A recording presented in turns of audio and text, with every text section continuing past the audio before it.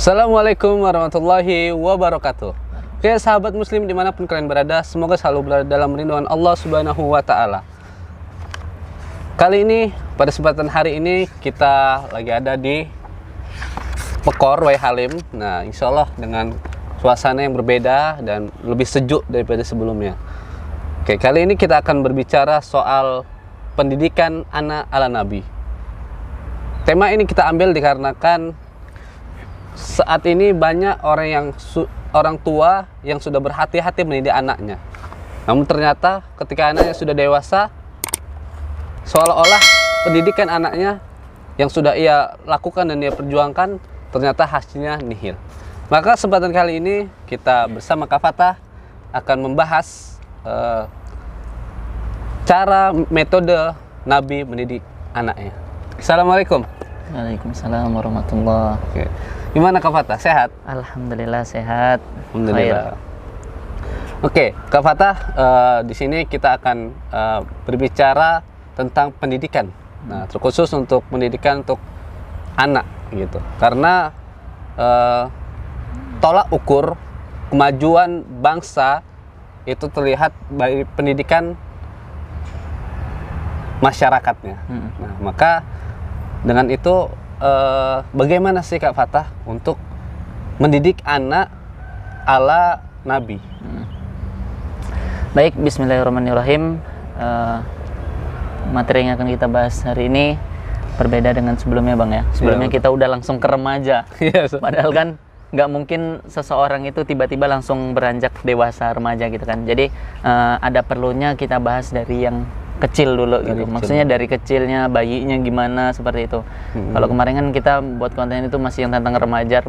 Nah, mungkin sekarang ini kita kita satu jalur gitu dari mungkin usia 0 tahun, dari belum lahir sampai nanti dia dewasa, bahkan sampai setelah nikah. Seperti itu. Kalau untuk pendidikan ala Nabi Muhammad SAW, tentunya pendidikan yang diajarkan sesuai dengan Al-Quran dan As-Sunnah. Seperti itu. Karena kita juga ingin sebagai orang tua gitu ya, mungkin yang udah nikah nih Bang Ridho, sebentar lagi punya anak. Amin, ya. Amin, insyaallah. Itu kita pingin anak kita itu bukan cuma sekedar jadi anak kita, tapi bisa menjadi tabungan kita kelak di akhirat. Bahkan nanti ketika kita sudah meninggal, mereka masih bisa menjadi pahala jariah untuk kita. Sebagaimana sabda Nabi Muhammad SAW, 3 orang yang akan pahalanya terus mengalir meskipun dia telah meninggal. Ada 3 ciri-cirinya. Salah satunya adalah waladun sholih yada'ulah, anak yang sholih yang senantiasa mendoakan kedua orang tuanya. Seperti itu. Baik, pada kesempatan kali ini yang kita bahas mungkin yang usia 0 tahun dulu. 0 tahun. Nah, berarti belum ada usia. Jadi belum ada usia gitu. Belum lahir. Nah, tentunya anak itu harus kita sudah didik sebelum ada. Jadi anak belum keluar juga, ya kita harus sudah memikirkan gitu, harus seperti apa dan seperti apa gitu. Di usia 0 tahun atau sebelum lahirnya anak, ketika kita setelah menikah, itu yang perlu kita perhatikan. Yang pertama adalah hendaknya mendoakan anak ketika masih berada di dalam tulang sulbi ayah. Jadi kan laki sama perempuan menikah nih Bang. Iya, betul. Itu kan ketika belum buat anak itu masih di tulang sulbinya ayah. Nah, jadi belum itulah pokoknya belum terjadi hubungan badan antara suami dan istri, seperti itu. Jadi ketika masih di dalam tulang sulbi ayah, itu anak itu harus sudah didoain. Seperti itu. Kita sudah harus melatih diri untuk senantiasa berdoa supaya kelak keturunan kita adalah keturunan orang-orang yang senantiasa beribadah dan bertakwa kepada Allah Subhanahu wa taala. Seperti itu. Dahulu ada sebuah kisah ketika Rasulullah SAW berdakwah di Taif. Itu kebanyakan orang-orang musyrik pada saat itu menolak dakwahnya Nabi Muhammad SAW. Seperti itu. Kemudian ada malaikat yang menawarkan kepada Nabi Muhammad, "Wahai Muhammad, apakah engkau ingin aku menjatuhkan 2 gunung, 2 bukit, Akhbashi namanya, itu 2 bukit yang ada di kota Mekah kalau nggak salah itu, Mekah atau Madinah, Mekah, kota Mekah." Seperti itu. Kemudian kata Rasulullah, jangan. saking lembutnya Rasulullah, saking baiknya akhlak Rasulullah SAW itu mengatakan kepada malaikat itu jangan seperti itu. Karena aku berharap kepada Allah Subhanahu wa taala kelak dari keturunan orang-orang yang menolak dakwah Nabi ini, kelak dari keturunan mereka aku berdoa supaya lahirlah anak-anak yang senantiasa beribadah kepada Allah Subhanahu wa taala. Seperti itu. Itulah bisa kita ambil pelajaran dari kisah ini, begitu mulianya akhlak Rasulullah. Cara Rasulullah mendidik umatnya. Bahkan kisah ini masyhur seperti itu. Kisah ini masyhur itu dapat kita ambil kesimpulan bahwasanya Rasulullah sedang mendidik umatnya. Bahwasanya ya kita nggak tahu yang lahir nanti itu apakah mereka bertakwa kepada Allah ataukah tidak, seperti itu. Makanya dianjurkan kita sebelum anak kita lahir, sebelum kita berhubungan sama istri kita juga, itu harus sudah senantiasa berdoa. Doanya ada di surat Al-Furqan, itu yang gimana bang doanya? Rabbana hablana min azwajina. Nah ya, Masya Allah, Bang Ridho pintar ya ternyata. Alumni pesantren, sedikit belajar. Pesantren hebat. Rabbana hablana min azwajina wa dzurriyyatina qurrata a'yun waj'alna lil muttaqina imama. Seperti itu doanya. Ya kita memohon supaya keturunan-keturunan kita kelak itu mereka adalah orang-orang yang muttaqin, orang-orang yang bertakwa kepada Allah Subhanahu wa taala. Seperti itu. Karena kan Allah Subhanahu wa taala sendiri menyebutkan bahwasanya sebaik-baik bekal menuju pertemuan kepada Allah itu adalah bekal takwa. Seperti itu. Harta kita nggak dibawa mati, mobil, motor kita dan lain sebagainya itu nggak bakalan kita bawa mati. Tapi kalau ketakwaan itu udah pasti kita bawa. Seperti itu. Kemudian itu tadi doa, kita usahakan untuk senantiasa berdoa itu. Rabbana hablana min azwajina wa dzurriyyatina qurrata a'yun waj'alna lil muttaqina imama. Rutinkan doa itu supaya kelak keturunan kita menjadi anak-anak yang soleh dan solehah, bertakwa kepada Allah Subhanahu wa taala. Kemudian itu yang pertama tadi, senantiasa berdoa. Nah, kemudian yang kedua, sebelum kita melakukan hubungan suami istri itu dianjurkan untuk berdoa. Seperti itu. Berdoa dulu supaya keturunan dari hasil pernikahan antara suami dan istri itu menjadi anak-anak yang solih dan solihah. Doanya ya mungkin Bang Ridho yang udah nikah ya hafal lah. Allahumma janibna syaiton wa jannibis syaiton ma razaqtana. Seperti itu. Jadi doa itu supaya ketika nanti anak kita lahir, kita itu kan memohon kepada Allah. Karena kita berhubungan itu supaya tidak ada campur tangannya dari syaitan. Seperti itu. Karena khawatir nanti kita berhubungan sama istri kita, setan ikut campur gitu kan nggak seru gitu kan. Nah itu seperti itu. Jadi itu doa itu insya Allah yang udah nikah ini ya mereka udah hafal gitu bang. Jadi jangan sampai sahabat muslim sekalian ketika ingin berhubungan badan dengan istrinya itu jangan sampai nggak berdoa, langsung tancap gas jangan aja. Sampai seperti itu. Kalau bisa suami sama istri doa bareng. Nah, mungkin diawali dengan wudu, habis itu sholat sunnah 2 rakaat, kemudian berdoa baru seperti itu. Jadi jangan gas-gas aja. Gaskan. Khawatirnya nanti setan ikut campur, habis itu anaknya sering kena gangguan setan gitu, kena gangguan jin. Nah itu yang kedua. Kemudian mendoakan anak ketika masih dalam keadaan nutfah. Nutfah itu adalah air maninya udah masuk, udah dibilang sama dokter, udah diperiksa bahwasanya istri kita hamil gitu. Nah itu harus didoakan juga. Jadi ketika kita tadi yang pertama itu sebelum kita bukan melakukan, sebelum nikah juga doa itu harus sudah rutin kita lantunkan seperti itu. Rabbana hablana min azwajina wa dzurriyyatina qurrata a'yun waj'alna lil muttaqina imama, seperti itu. Kemudian hendak berhubungan juga berdoa. Allahumma janibna syaiton wa janibis syaiton ma razaqtana. Seperti itu. Kemudian ketika sudah sama dokter udah diperiksa positif hamil, nah itu di perut juga harus didoakan. Seperti itu. Ya rajin-rajin didoakan. Bisa yang tadi doanya Rabbana hablana min azwajina itu juga bisa, karena itu kan umum gitu doanya. Seperti itu, supaya ketika nanti anak kita lahir itu ya itu tadi tujuannya kan kita ingin mempunyai anak yang soleh dan solihah. Seperti itu yang ketiga. Kemudian yang keempat adalah zikir untuk keselamatan bayi yang akan dilahirkan. Jadi sebelum lahir itu Bang, dianjurkan juga kita untuk berzikir. Ya selama mengandung lah, kalau bagi ibu gitu. Ya bagi ayahnya ketika mungkin pulang kerja, ya hampiri istrinya, dilus-lus perutnya, didoain. Itu doa pakai bahasa Indonesia nggak apa-apa, kan bukan dalam keadaan sholat seperti itu. Kalau kita dalam keadaan sholat tidak boleh berdoa pakai bahasa Indonesia, harus semuanya full pakai bahasa Arab.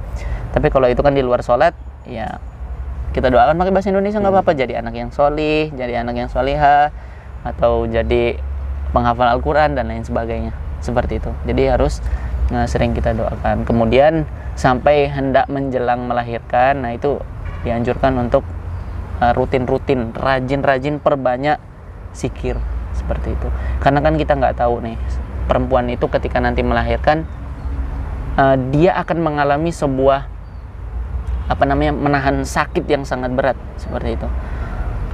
Itu sakitnya luar biasa sebenarnya. Kan kadang ada sih seorang ibu itu yang melahirkan anaknya lahir tapi ibunya meninggal.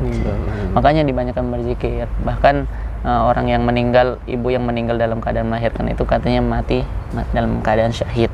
Seperti itu. Nah, jadi ya banyak-banyak zikir, istighfar, memuji Allah, memohon ampunan kepada Allah seperti itu. Supaya anak kita itu ya tenang gitu. Habis itu jiwa kita juga tenang. Kan kata Allah Subhanahu wa taala, ala bizikrillah tatmainnul qulub. Hanya dengan berzikir kepada Allah, hati itu akan menjadi tenang. Jadi ketika kita gelisah ingin melahirkan, karena kan orang yang belum pernah melahirkan Bang, seorang wanita yang belum pernah melahirkan, itu pasti cemas ketika mau melahirkan. Aduh sakit nggak ya, kata orang-orang sakit kan gitu kan. Nah seperti itu, jadi berzikir supaya tenang. Nanti ketika melahirkan, selamat, alhamdulillah, seperti itu. Dan tentunya ketika setelah lahir, nah itu nanti kita masuk pembahasan yang 1 tahun berikutnya. Karena sekarang yang kita bahas adalah yang 0 tahun sampai lahir. Nah itu tadi yang harus diperhatikan, zikir sebelum kelahiran anak kita. Nah mungkin itu Bang, tadi ada berapa, 4 poin ya.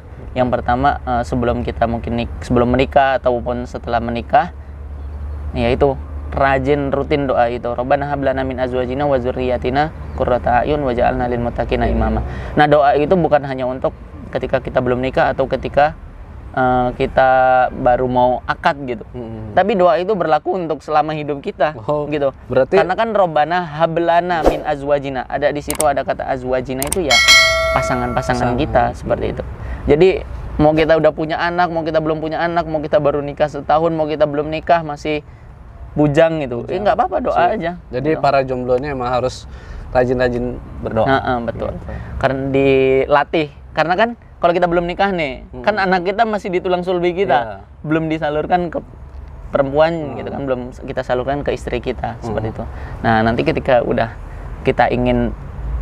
ketika kita sudah menikah, kita berhubungan badan dengan istri kita, nah itu tadi doa dulu sebelum berhubungan, jangan asal gas. Gitu.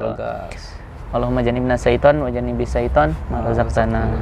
Itu kemudian ketika sudah diperiksa sama dokter positif hamil, nah itu juga didoakan juga ketika dalam perut. Mungkin baru 2 minggu, 3 minggu, 6 minggu, 4 bulan dan seterusnya, seperti itu didoakan terus sampai lahir seperti itu. Dan ya itu tadi, orang tua, ibu terutama yang mengandung itu diperbanyak untuk berzikir kepada Allah Subhanahu wa taala. Karena kan supaya ya kita memohon kepada Allah supaya anak yang ada di dalam kandungan istri kita itu nanti kelak akan terbiasa gitu, karena ibunya sering berzikir kepada Allah. Siapa tahu Allah berikan karunia kepada anaknya, Masya Allah ini ibunya sungguh-sungguh gitu kan. Nah, anaknya dijadikan anak yang solih dan solihah, seperti itu Bang. Kemudian yang terakhir tadi zikir, kemudian ya terima yang terbaik dari Allah Subhanahu wa taala. Bagaimana kalau misalkan Allah lahirkan anak kita dengan selamat, kemudian istri kita juga selamat, ya alhamdulillah. Kalau salah satunya harus dikorbankan, misalkan ibunya selamat, anaknya tidak bisa selamat, ya itu keputusan dari Allah, yang terbaik menurut Allah, seperti itu. Yang terpenting kita jangan sampai berprasangka buruk sama Allah Subhanahu wa taala. Ya mungkin seperti itu dulu Bang. Oke, sahabat muslim, jadi seperti itu ya. Jadi meskipun saat ini yang nonton video ini masih jomblo, Jadi tetap harus selalu berdoa, berharap supaya mendapatkan istri atau pasangan yang solehah ya. Lalu berdoa, dan nanti kalau sudah dapat juga berdoa, sudah sudah ingin berhubungan ya, ingin membuahi ya, ingin membuahi, jadi tetap harus berdoa gitu. Jadi urgensi hidup kita ya berdoa, karena doa itu adalah salah satu dari ibadah ya. Doa silahul mukmin, doa itu adalah senjata bagi orang mukmin. Jadi doa itu adalah senjata gitu. Terkhusus nanti ketika ingin berhubungan, doa itu harus wajib, harus hafal itu. Kalau nggak hafal ada jin dan setan ikut campur, aduh. Kalau nggak hafal jangan nikah dulu lah. Nah, kalau belum hafal jangan nikah dulu, ingat. Kalau belum hafal jangan nikah dulu. Belajar dulu tentang pernikahan ya, tentang pernikahan supaya tahu gitu. Jadi jangan asal jebret saya mau nikah, jebret nikah gitu. Tapi harus belajar dulu gitu. Karena pernikahan itu hakikatnya adalah perjalanan ya, perjalanan dari fase 0 sampai fase mungkin nanti punya anak, lalu punya kewajiban ngurus anak, ngurus istri, ngurus keluarga besar dan sebagainya gitu. Jadi harus dari sekarang harus persiapkan yang belum nikah. Dan kalau yang sudah nikah juga harus dipersiapkan ya. Sudah nikah, persiapkan nanti punya anak, kasih nama anak siapa, terus ya semuanya harus dipersiapkan ya gitu. Maka seperti itu. Mungkin ada yang lain, Kak Fatah, mungkin pesan untuk para jomblo yang belum menikah ataupun yang sudah menikah. Nggak ada kayaknya bang. Nggak ada. Cukup aja tadi. Ya rajin-rajin berdoa gitu. Rajin berdoa. Supaya keturunan kita kelak menjadi anak yang soleh dan soleh. Amin. Seperti itu. Kalau belum hafal doa sebelum berhubungan, jangan nikah dulu. Belajar dulu. Oke, nanti kita belajar sama Kak Fatah. Pendek doanya, Allahumma jannibna syaiton wa jannibi syaiton ma razaqtana. Oke, kalau coba. belum hafal, ya jangan nikah lah. Oke, belajar coba gimana Kak Fatah ya? Allahumma jannibna syaiton wa jannibi syaiton ma razaqtana. Artinya apa Kak Fatah? Artinya nih, Bang Ridho baca sendiri. Biar Bang Ridho nih. Oke, kita bacain ya. Dengan menyebut nama Allah yang, ya Allah, jauhkanlah kami dari setan dan jauhkanlah setan dari anak yang Engkau anugerahkan kepada kami. Lalu dari keduanya lahir anak, setan tidak akan dapat mengganggunya selamanya. Jadi kalau udah doa, setan gak gangguin gitu. Tapi kalau ternyata anaknya masih aja, ya berarti anaknya itu mungkin ya kan jadi masalah gitu. Oke, mungkin cukup kali ini untuk video kali ini. Mungkin kita ucapkan terima kasih kepada Kak Fatah dan kepada teman-teman sekalian. Jangan lupa like, comment, and subscribe. Semoga bermanfaat dan semoga Allah berikan kita menjadi manusia yang bertakwa dan anak turun kita menjadi anak-anak yang soleh dan soleh. Amin. Mungkin hanya ini. Wassalamualaikum warahmatullahi wabarakatuh.